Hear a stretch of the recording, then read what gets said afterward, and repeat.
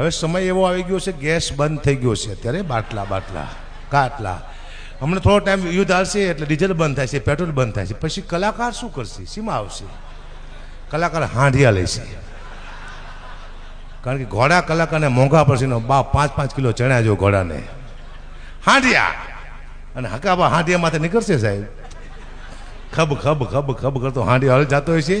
એમાં હાંડિયો કદાચ મારો માંદો પડી ગયો એટલે હું જગદીશભાઈને ફોન કરી, જગદીશભાઈ તમે ક્યાં પહોંચ્યા? કે હું સાણંદ પાયા પહોંચ્યો છું, તો મને લેતા જાઓ તમારા હાંડિયામાં, કારણ કે મારો હાંડિયો જય સીતારામ થઈ ગયો છે. હે આગળ જિગ્નેશ બાવળને ભાઈ હકાબા કરી જાય, તારકાસુર બેઠો હોય જિગ્નેશ કવિરાજની રક્ષા કરવા માટે. ખબ ખબ ખબ હાંડિયો હાલે જતો હોય. માણસો ગામના માણસો વાયર જોઈને બેઠા છે, કારણ કે 3 દી પહેલાં તમારે જવું પડે, વાપી જવું હોય ત્યાંથી હાંડિયો લઈને, ફૂલ હાર લઈને. ધૂળ ઉડતી છે, હાંડિયો આવે છે, હકાબા આવે છે, જિગ્નેશભાઈ આવે છે, રાજદાન આવે છે, હાંડિયો આવે છે. ધૂળ ઉડતી માણા નજીક હાંડિયો આવે ત્યાં બેન્જાવાળા નીકળે, તબલાવાળા નીકળે. કેમ કે સૌથી પહેલાં બેન્જાવાળા તબલાવાળા આવે હાંડિયામાંથી. એ પેટન, તબલાન, મંજીરાન. હાંડિયો લીમડો ખાય. પછી પૂછશે હકુબા તમારા માટે જમવાનું શું બનાવ્યું? હું કહું ભાઈ શાક રોટલી બનાવું સાદું. હાંડિયા માટે લીમડો. 5 માં લીમડો પડે, હાંડિયો બક બક બક ખાતો હોય છે. હમણાંથી ઇતિહાસ બહુ કહું છું, ખતરનાક ઇતિહાસો, કારણ કે હવે જોક્સને મારે ઇતિહાસ કરી નાખવા છે. એને કઈ કર્યું મેં છે જોક્સ. હું તમને એક ડોશીની દાસ્તાન કહું કે ડોશીની તાકાત શું હોય, અને ડોશી મારી દીકરી તારે શું કરી શકે, શું ન કરી શકે. અદભુત છે. સવારનું ટાણું બાપુ, એક બેંકની અંદર એક ડોશી જઈ 1 કરોડ રૂપિયા જમા કરવા માટે. લોકોને ત્યાં કોઈ વાર્તા માનતો લાગે, જોક્સ કહું વાર્તા નથી, મારી પાસે વાર્તા હોય જ નહીં કોઈ દિવસ. સવારના પોરમાં 11 વાગ્યાની ડોશી નીકળી બેંકમાં 1 કરોડ રૂપિયા જમા કરવા માટે જઈ. મેનેજરે પૂછ્યું કે આટલા પૈસા તું લાવી ક્યાંથી? ડોશીએ કીધું કે હું શરતમાં જીતું છું રોજ પૈસા.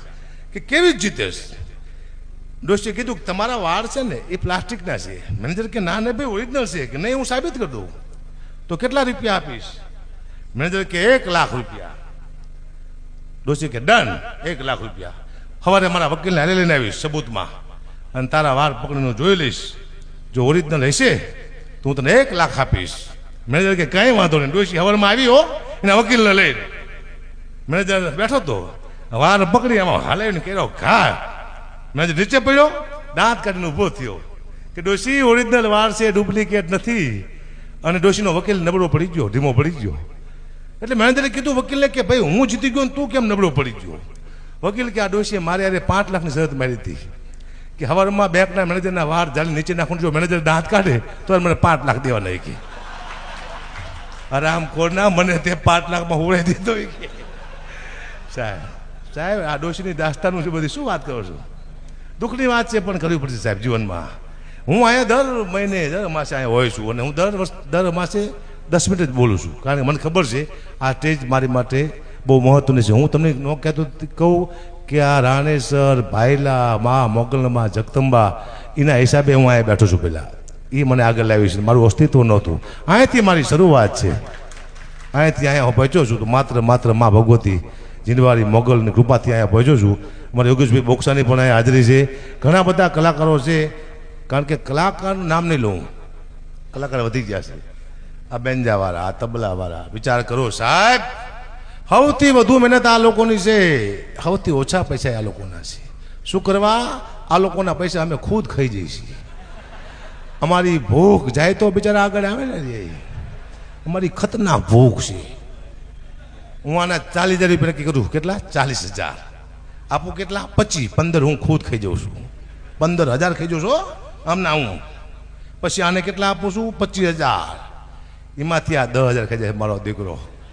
આને કેટલા આપે છે? 15 માંથી 8 ખાઈ જાય હાર્યું બેઠું. આ તબલાવાળાને કેટલા આપે છે? 7. એમાંથી આ ભણનો દીકરો 4 ખાઈ જાય છે. બે મંદિરવાળાને 1500 રૂપિયા આપે છે. પછી મંદિરવાળા શું ખાય બિચારા? અહીંયાથી કંઈક ખાય તો વાત અલગ છે, બાકી કંઈક ખાવાનું છે નહીં. ખાવાનું કઈ નથી. ભૂખ ખતરનાક વસ્તુ છે આ દુનિયામાં. હા, મને કોઈએ કીધું મને કે અગુબા એટલા બધા પૈસા મૂકીને તમારો સમય સારો છે, એટલો પૈસો ભેગો કરીને જાઓ, તમારા પરિવારને વાંધો ન આવે, કોઈની પાસે લાંબો હાથ ન કરવો પડે. નહીં, 1 પૈસો નહીં મૂકું કીધું. કેમ? કીધું ગયા જન્મમાં મારો એક પરિવાર હતો, મેં બહુ પૈસા મૂક્યા છે, હું મરી ગયો પછી મારો પરિવાર બહુ રોયો હોય છે, મને ખબર નથી. આ મારું બીજું પરિવાર છે. અત્યારે હું મરી જઈશ, મારી પાસે બહુ મારો પરિવાર રહ્યો છે, હું ઘણા બધા પૈસા ભેગા કરીને જઈશ, પછી મારું એક ત્રીજું પરિવાર આવશે બીજા જન્મમાં. એમ તમે અહીંયા બેઠો છો ખાલી તમારા પરિવાર ફરે, તમે ન પડતા યાદ રાખજો. તમારા મગજમાં એમ હોય કે અમે કોઈની માં કંઈ મૂકીને જઈશું, કોઈ મૂકીને જતું નહીં, આપણને ખબર નથી. 500 કરોડ રૂપિયા ભેગા કરીને જો તમારે મરી જ જવું હોય તો શું લેવા કરવા જોઈએ? મરી જ જવું છે ને, એમાં તો મરી જવું છે.